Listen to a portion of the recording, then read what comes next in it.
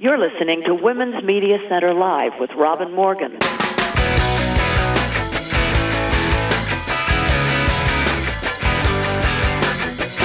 Welcome to Women's Media Center Live. I'm Robin Morgan. Today we're going to do something different. We're going to split Fighting Words into two parts.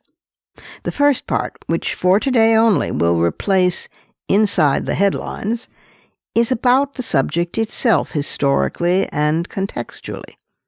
Then, the second part, at the end of the program, where Fighting Words usually is in its entirety, then will come the, shall we say, denouement, the big surprise.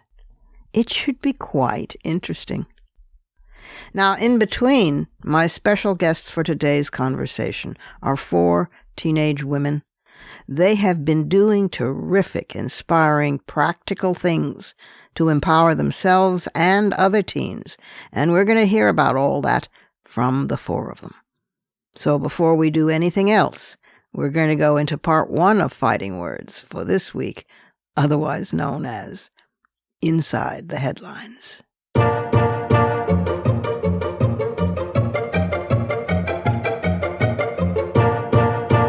This story will alarm you, and it should, but it has a temporary, at least cheerful ending, sort of, at least a break against its speed. To understand what is really happening today in this country, and particularly in our legal system, we need to go deep inside the headlines, into identity itself, into identity and religion, into the Roman Catholic Church. Now, a momentary aside, I'm taking on the Roman Catholic Church here, as I frequently have before, but I don't mean to let other religions off the hook, or, in this particular case, extremist evangelical Christians. In fact, given the evidence of sexual abuse in the Southern Baptist Convention, the corruption and sexual scandal at Liberty University, etc., Americans these days tend to identify the word evangelical with scandal and with duplicity. In the case of the SBC, victims, mostly women, were ignored, intimidated, dismissed, and demeaned. Many of the most powerful Southern Baptist leaders betrayed the powerless and justified their cover-up as essential to Christian evangelism. The FBI has finally been called in to examine the rampant sexual abuse. But back to the Catholic Church, and to a group called Opus Dei, which is Latin for the work of God. Opus Dei has been termed at best controversial, and at worst Santa Mafia, a fascist organization within the Church. Many Catholics are familiar with Opus Dei, and some of them shudder at the name, but the general public, much less so. You may think you know about Opus Dei from its friendly public profile as an organization simply doing the work of God, being a devout, totally non-political Roman Catholic lay and clerical organization whose members strive to implement Christian values in their occupations and in society as a whole. Some of that is even true. Or you may have come across it dramatized in the Dan Brown novel and subsequent film, The Da Vinci Code, a decidedly unflattering depiction of Opus Dei as a secret society that practices brainwashing, celibacy, intimidation of its members, cult-like aggressive recruiting practices, fasting, harsh rules, control of women, and mortification of the flesh. Distressingly, a great deal of that is true. Here are some facts you may not have heard. Opus Dei is a powerful, secretive organization with members in political, economic, and church leadership throughout the entire world. Opus Dei reveals no details about its finances, maintains an extremely high degree of control over its members, and censors their reading matter as either appropriate or inappropriate. Women's membership in Opus Dei has been another source of criticism due to rank misogyny in its teachings and practice. For example, women are supposedly treated as equals, but are separated from men in their personal spiritual training and indeed in entirely separate branches.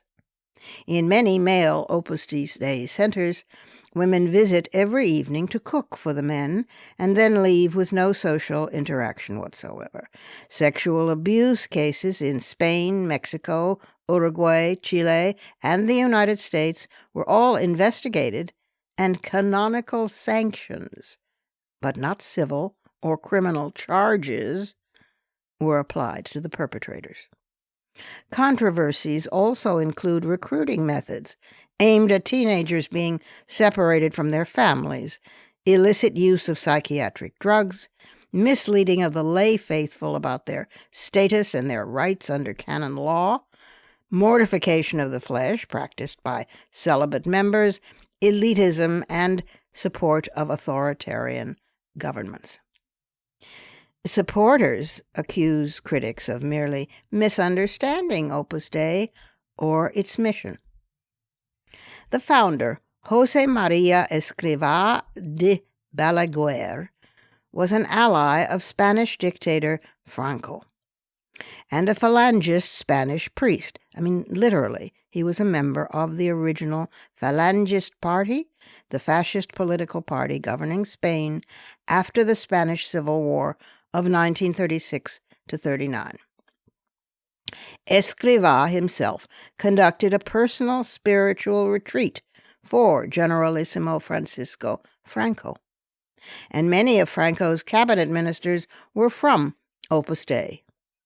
Founded in 1928, Opus Dei was formally approved by the Holy See in 1950 as a secular institute, a new form of religious association whose members, quote, profess evangelical counsels in secular life, close quote. On November 28, 1982, Pope John Paul II, a staunch supporter of Opus Dei, designated it a, quote, personal prelature, the first and only independent and personal prelature in the Church, under the sole jurisdiction of the Pope and no other prelate, and with jurisdiction over persons rather than over a geographic area, like a diocese. John Paul II also later allowed an unusually swift canonization of Escrivá, faster than any saint in history, because Opus Dei had bailed out the Vatican Bank with $250 million U.S. in 1985. Now, Opus Dei lists general membership like this: supernumeraries, numerary assistants, associates, priests, and cooperators. And then there's also corporate works. In very brief, numeraries are celibate members who give themselves over in, quote, full availability for the prelature's official undertakings. Numerary assistants exist in the women's branch of Opus Dei.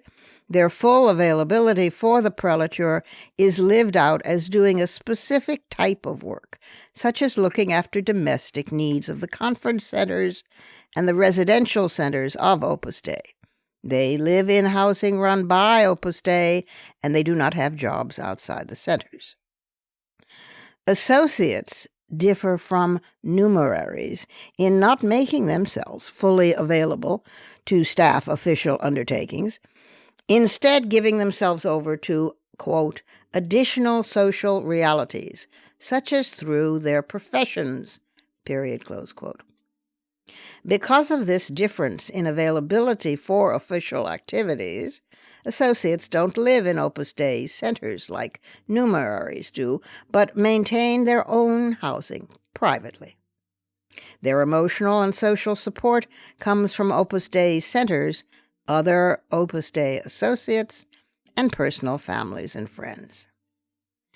Priests always hail from among the male numeraries and associates, and have typically lived as lay members for several years before their ordination. At ordination, the prelate of Opus Dei becomes their bishop. not a diocesan bishop. Priests of Opus Dei observe the same disciplines as numerary and associate members.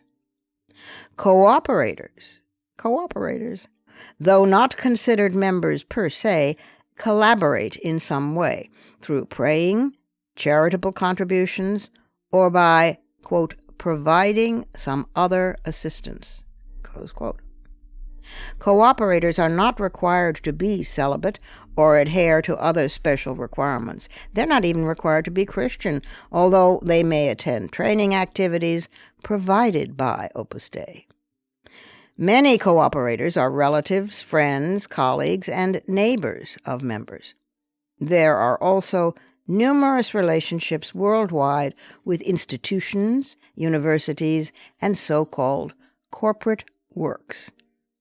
A corporate work is an official organization or function of the organization, but because Opus Dei is a singular, personal prelature, its corporate works are almost always independent of the territorial diocese in which they operate, in contrast to almost all other operations of the Church, which must report to their diocesan bishop.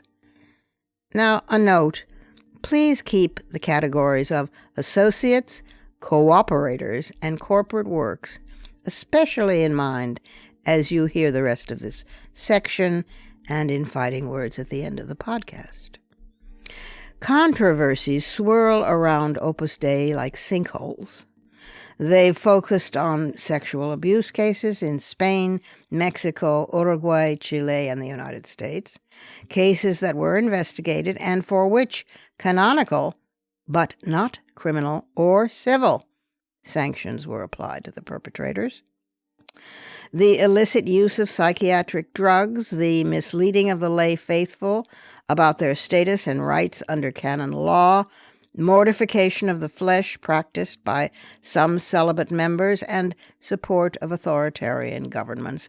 These have all been the stuff of lawsuits and of exposés, including testimonies by some of the more famous former numeraries, like Maria del Carmen Tapia, secretary to Escrivá in Rome and commissioned by him to found the women's branch of Opus Dei in Venezuela. According to former members, the controversies are based on practices institutionalized while Escrivá was still alive, and they are written into internal documents and orally transmitted as customs that deliberately are kept from review by the Catholic Church.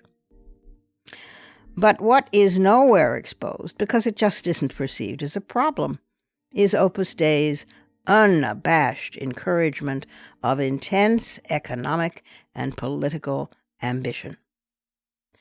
Escrivá pursued prestigious people for membership, and he established a military-style hierarchical authority structure, with an emphasis on obedience as a means of efficiency in the apostolate. Among recent 2017 to 2018 New York City fellows are those employed in brokerages, law firms, leading publications, universities, medicine industry, and the U.S. District Court for the Southern District of New York.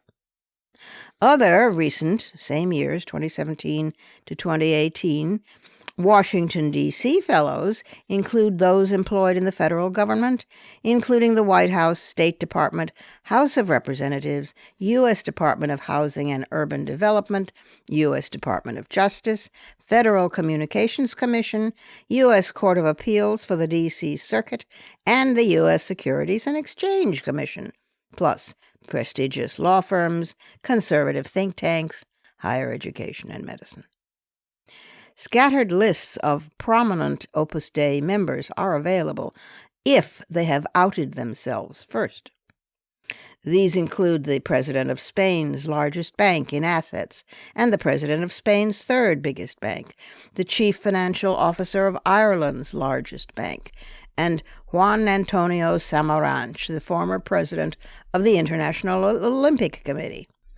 The group targeted U.S. political and business leaders for conversion, including former Speaker of the House Newt Gingrich, former U.S. Senator Sam Brownback, Judge Robert Bork, that's Reagan's failed Supreme Court nominee, remember?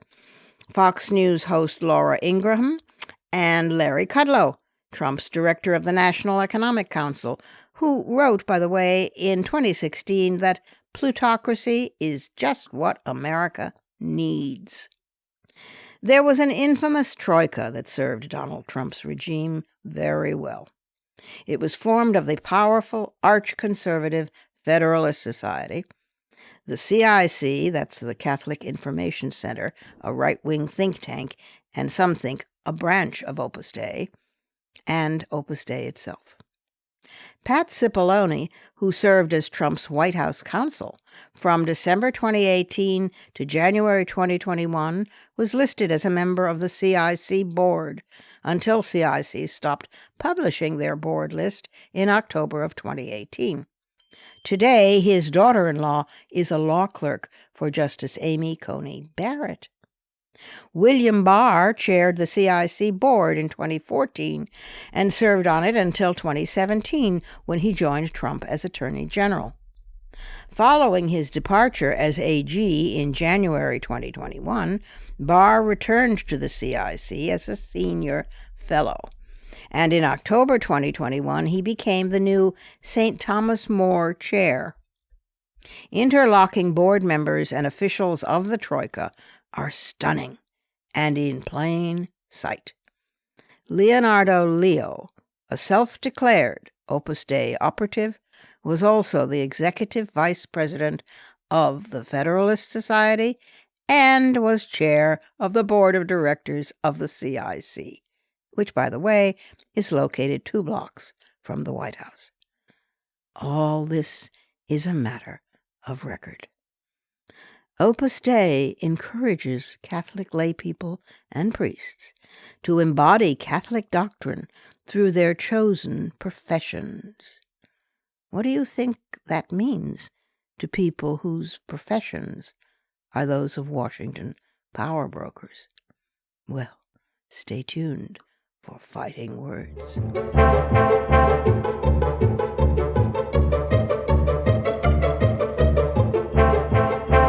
We have to take a break here, but we'll be back in just a moment with the Fab Four young women, our adolescent activists, for the conversation. So don't go away.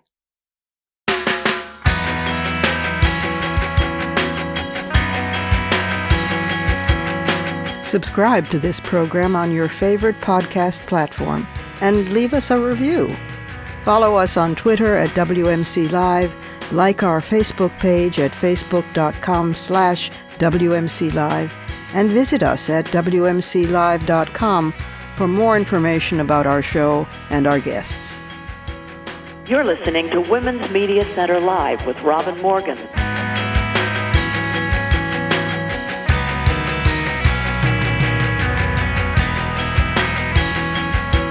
The loss of Roe v. Wade for adult women, that's horrific enough.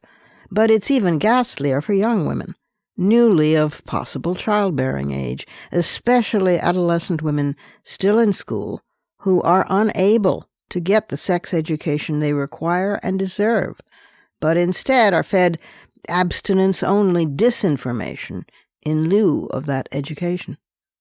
Various national pro-choice organizations have for a while now been offering training sessions to teach those teens basic sex ed. For example, the Planned Parenthood Teen Council Program is an initiative begun in 1989 in Washington state, and it trains teens to teach other school kids sex education. Then it partners with willing private schools, school districts, or community groups to host peer-led sessions on topics ranging from consent to contraception, depending, though, on state law and school policy. Since its founding in 1989, it has expanded to 15 states, and last year 300 teens volunteered on 31 councils, according to Nadia Santiago-Schober of Planned Parenthood. But such national organizations are constrained by the funding they receive and by state law and by school policy. Not all that frequently, then, are they willing partners.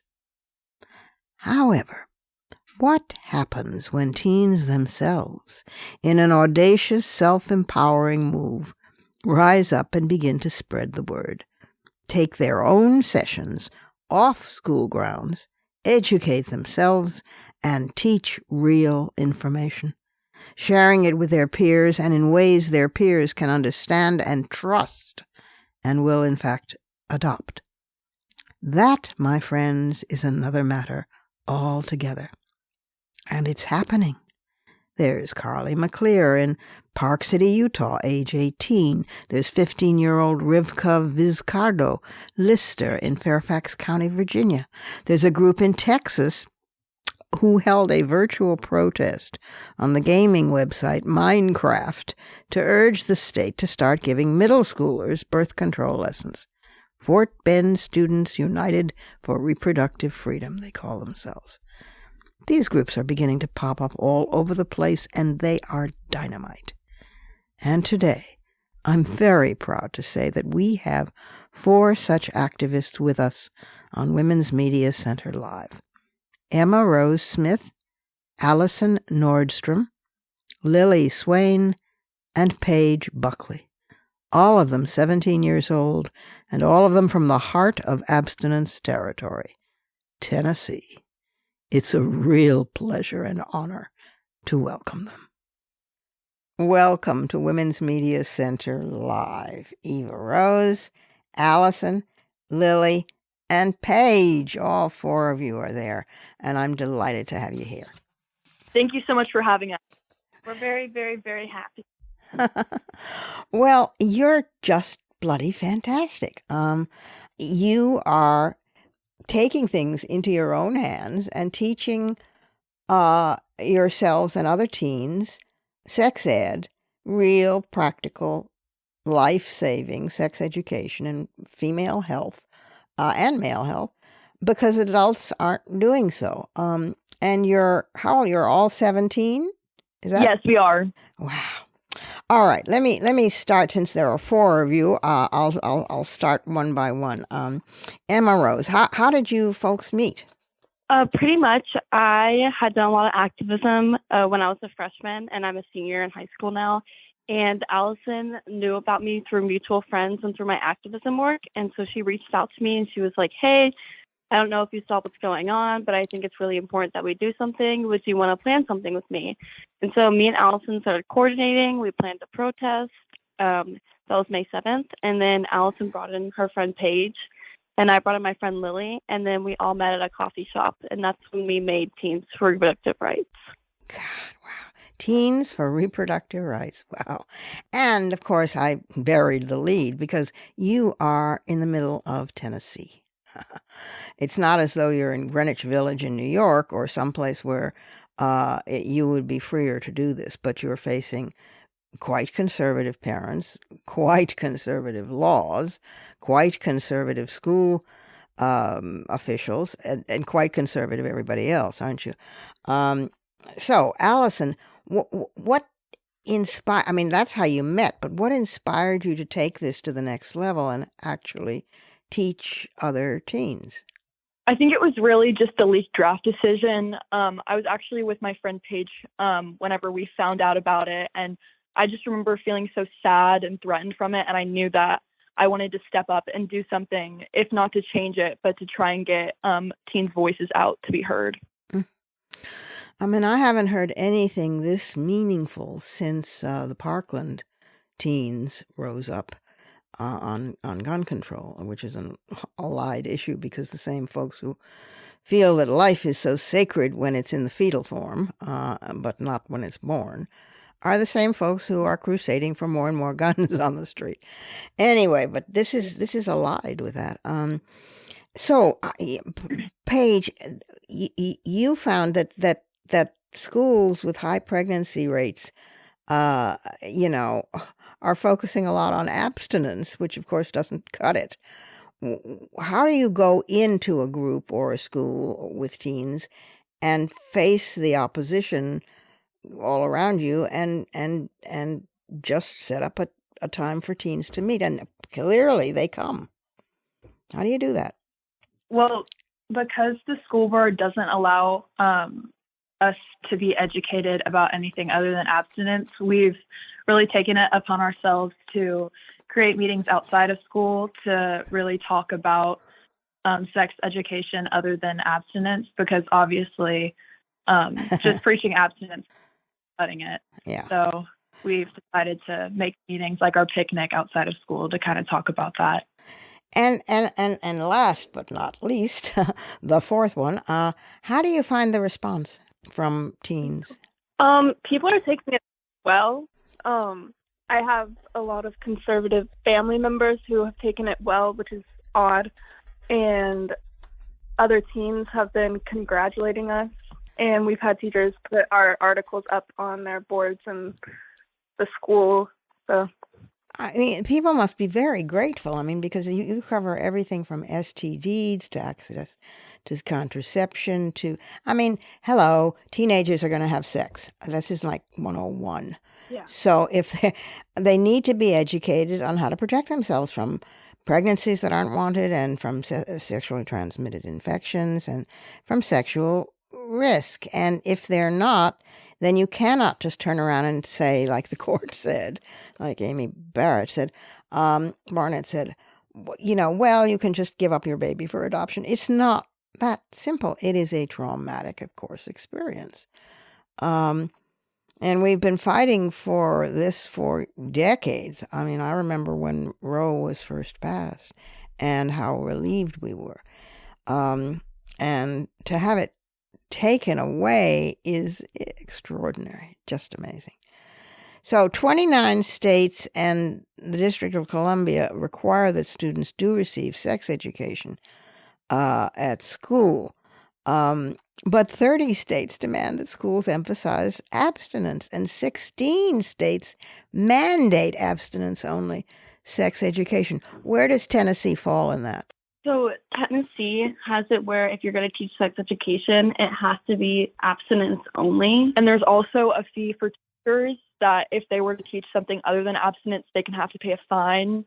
So that's teachers themselves at risk and their jobs at risk if they go against it. Wow. Yeah. I mean, so this is a very brave thing that you're doing. I mean, it seriously is. And you do, do you do protests as well and demonstrations at the Tennessee Capitol, or do you restrict yourself to teaching? So the first event we ever did on May 7th this year was a protest, and we met outside of the National Courthouse, and we walked all the way to the Capitol. And not only was it a protest and demonstration, but when we got to the Capitol, we just had an open-ended discussion about everything that was going on, how people feel, and we also allow people to share their stories. So most of our events are like combinations of like multiple things, and just because like we put it out there that it's going to be this, you also have an opportunity to have conversations and to do this and, be really comfortable and be able to express yourself and share your story. Because we're all about connecting teens and elevating their voices and just giving them an opportunity to fight for what's right. We've all also attended other protests organized by other teens in the state of Tennessee. So you network with other teen groups for reproductive freedom and reproductive rights, and with women's groups in general. And what kind of negative feedback are you getting? Do you get threats? Do you get does somebody just look at you aslant, or do they do more nasty things to you online? What's the reaction from the reactionary community? Let's put it that way. I'm Lily. We get a few like hate comments, and on all of the articles that have been posted, we've seen the hate comments and on like the YouTube videos. And I've had a few family members get upset, as well as a few other peers at our school, but it's not as overwhelming as the like love we're getting from people. And this is Emma Rose. And a few of the like comments we've seen especially have been like, oh, these teenagers, they're brainwashed. They don't know what they're talking about. I feel so bad for them. when like all of us came to this decision together. And I don't even think that my parents knew what I was doing until the day of my event. And I was like, oh, by the way, I actually spent 3 months planning a fundraiser and I forgot to tell you guys. This is Alyson. I had a lot of really great support from our parents and teachers and other people in our community group that have really just, out of all the hate we've gotten so much more positive feedback and comments. Have there been any happily contagion events that have taken place of this happening in other states? This, Alyson, we've had a lot of people reach out to us and ask if they can start their own chapters. Right now, our biggest focus actually is starting chapters in the state of Tennessee because we really want to expand. Sure. Not necessarily schools, but just in other communities around the state of Tennessee. And of course, particularly in this day and age when the internet is everywhere and social media is everywhere, teens are particularly vulnerable because, first of all, they live, as everybody does, but they especially live online. And there is so much mis and disinformation online that you are the corrective to that. I mean, in other words, somebody who decides she wants to learn about sex can find it. It's not that she can't find it, but she has to dig through piles and piles of awful stuff that misdirect her and mislead her, and can, in fact, get her dead to reach it, whereas there you are. Do you have a website? Do you have a place where people can contact you? Yes, so we have almost all social media. We're most active on our Instagram and regularly respond to DMs, but we also have a website and an email address that can be accessed through our website or Instagram that we respond to people on. Tell us it. Our Instagram is Teens for Reproductive Rights, just all spelled out. And then our website is teensforreproductiverights.godaddysite.com, and it's all spelled out again, FOR. This must be very self-inspiring to you. What do you plan to go on and do with the rest of your lives? I read somewhere that one of you is planning to go to law school. Yes, but tell me what the dynamic it plans to do when you're out of high school. Yeah, this is Alyson. I plan to go to law school. I've always really wanted to do something with that. So I think I want to go into college for pre-law. Lovely. And Emma Rose, Paige, Lily?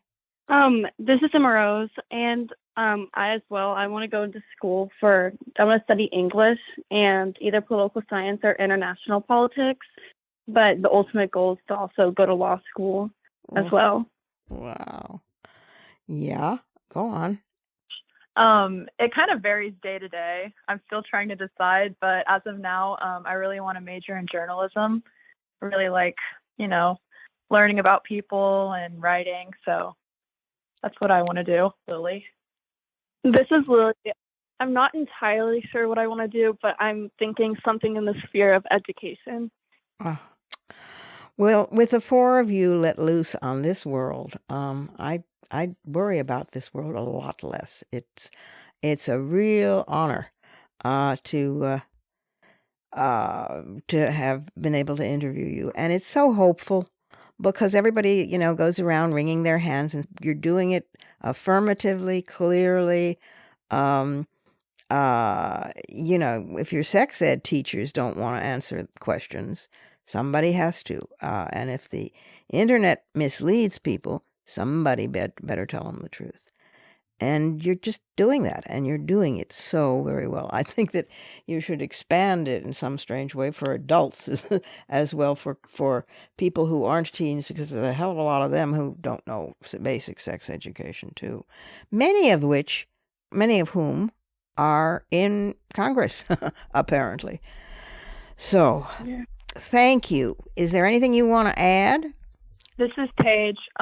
We just want to reiterate that us four are no better than any other teens that want to get involved. And we just want to make it clear that if you're a teenager and you want to educate yourself and you want to get involved, that it's extremely easy to do that and let your voice be heard. And we just want to give everyone the opportunity to do that. And it can feel really scary. This is Emma Rose, by the way, but we're here for you and we're here to support you. And we're not just like people that like we're people that you don't have to look up to, but people that like you can talk to because we're all equals. Oh, you're beautiful. You're just beautiful. And I think I look up to you, and I, for one, am extremely grateful to be fighting by your side. So thank you, thank you, thank you. Thank you for being with us on Women's Media Center Live. Thank you, Emma Rose, Paige, Lily, and Alyson. Bless your hearts. Thank you. Thank you so much. It's such an honor. It's time for our last break, and I'll be back in just a moment with the rest of Fighting Words.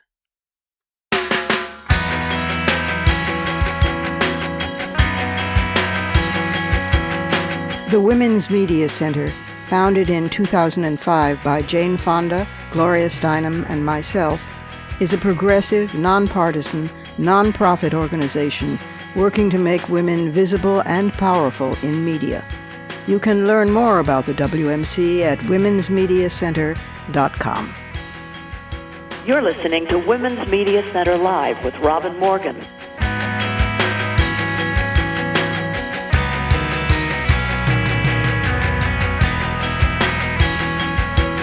Who would think that the words, the work of God, could be fighting words?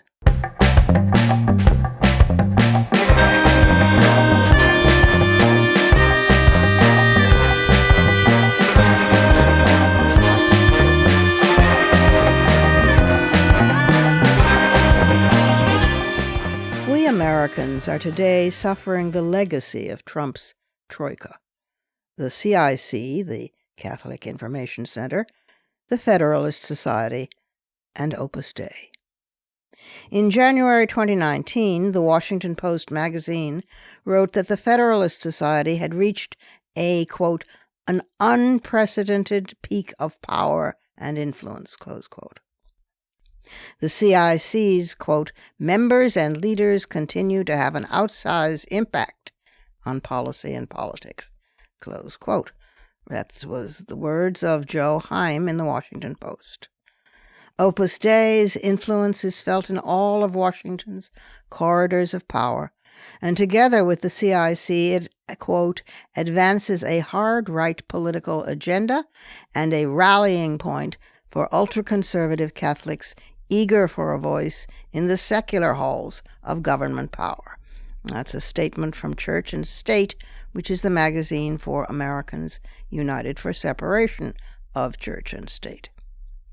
The Charles Koch Foundation is certainly heavily involved as well, having donated $30 million to the cause of extreme right-wing political influence, and so too is the NRA.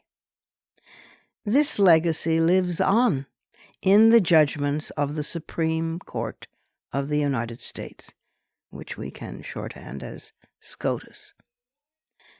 The powerful man who forwarded 5 names to the Senate for approval as Supreme Court justices is Leonardo Leo. Remember him?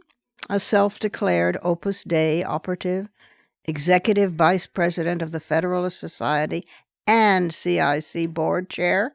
He got all 3.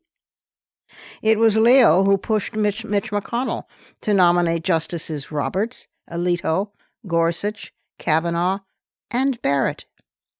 His role in installing Trump's justices is a matter of record.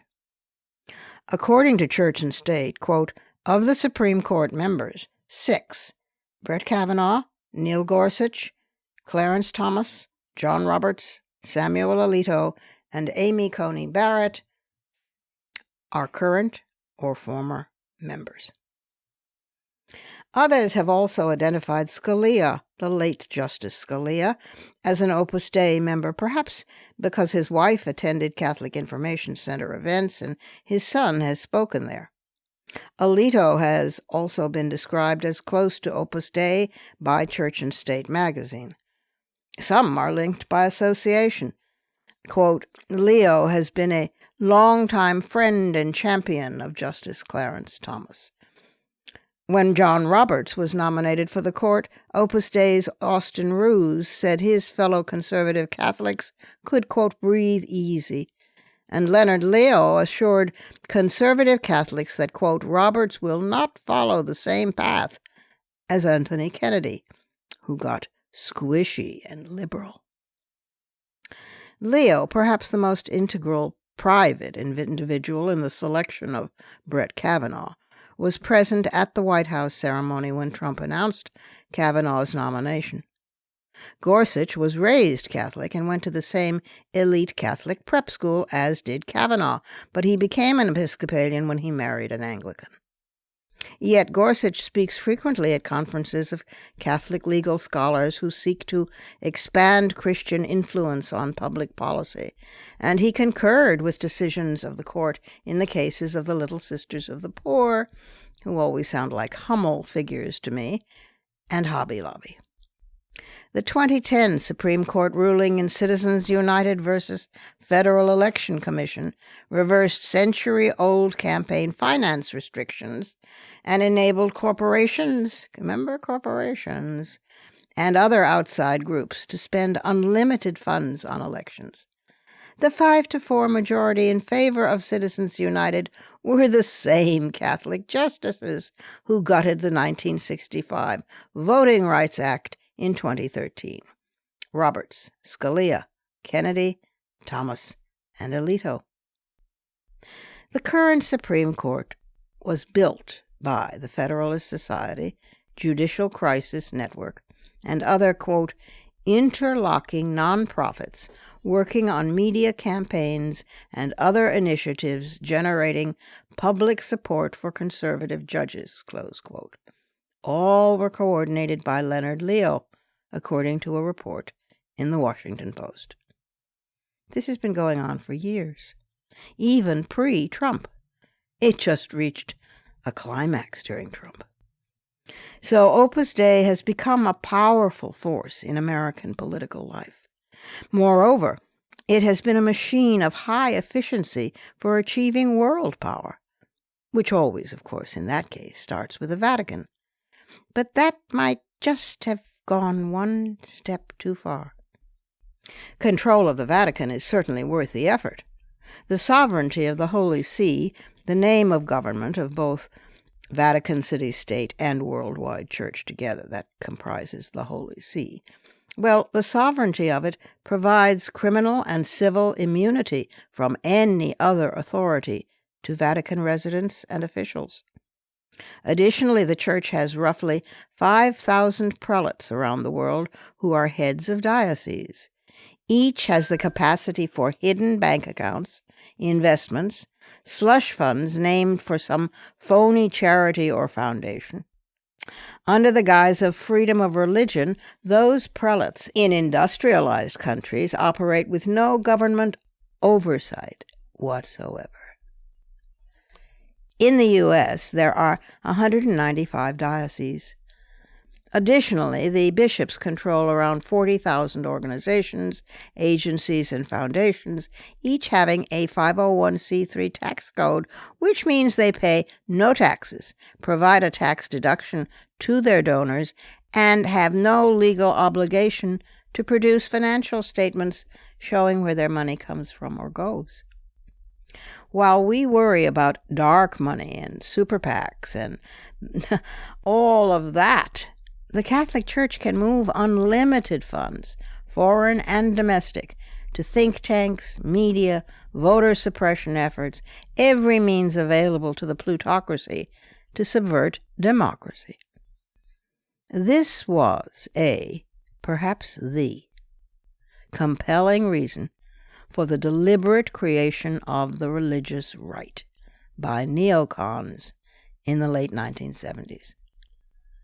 But wait, it's not an outright victory. But it decidedly is a temporary and possibly permanent change. Francis I has actually ridden to the rescue.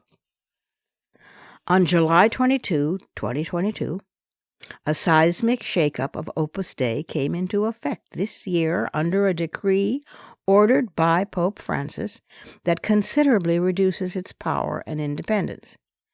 The reforms announced by Francis in a motu proprio edict are part of wider changes to introduce greater transparency in the government of the Church and are in accord with the Pope's reform of the Roman Curia in the Apostolic Constitution. From now on, the Opus Dei leader, the prelate, will no longer be appointed a bishop, and the organization itself becomes dependent on the dicastery, or ministry, of the clergy. The prelate will no longer wear the ring nor the episcopal trappings. Every year, the prelate must submit to that body, the dicastery, a report about its work. Quote, a form of governance based on charism, that is, spirituality and grace, more than on hierarchical authority is what's needed, Francis wrote wryly in his decree. He ordered the organization and its members to, quote, safeguard its charism, to adopt a form of government based more on the charism than on hierarchical authority, close quote. Monsignor Fernando Ocariz, the current prelate of Opus Dei, was not ordained a bishop when taking office in 2017 during the current pontificate. His response to Francis's diplomatically, if grudgingly, noted that, quote, it is a concretization of the Holy Father's decision to place the figure of personal prelatures in the dicastery for the clergy, which we filially, brotherly, accept. The Pope's desire to highlight the charismatic dimension of the work now invites us to reinforce the family atmosphere of affection and trust. The prelate must be a guide, but above all, a father. Period, close quote. In his decree, Francis also changed some of Opus Dei's constitution, which had formerly asked for a report on its apostolic work to be submitted directly to the Pope every 5 years. Under the new changes, the prelate will now be required to submit a report to the dicastery for the clergy, more democratic, and do so every year. The government of Opus Dei must be at the service of the charism of which we are administrators, not owners. That's what the organization states on its website. Engaging in pseudo-humble, pretzel-like contortions, trying to explain why all this isn't really a drastic demotion at all. Meanwhile, headlines around the world, both in the Christian press and in every Catholic country, blare sentiments like Opus Dei downgraded and no more privileges or independence for Opus Dei. El País, the major newspaper in Spain, noted that the new conditions Francis dictates force the organization to give explanations about the management of its educational centers, the way it trains its priests, including answering accusations from former members about abuse of power, secrecy, sectarianism, coercion, and aggressive proselytizing. But Opus Dei's website has had to acknowledge that, quote, the change is in the prelature's relations with the Holy See, period, close quote.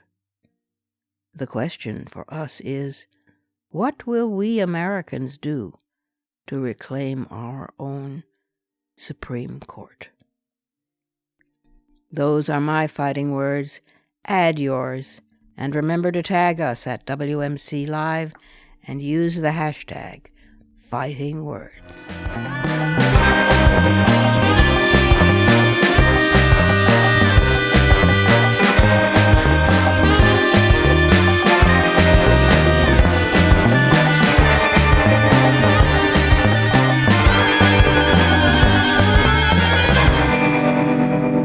And that's our show for this week.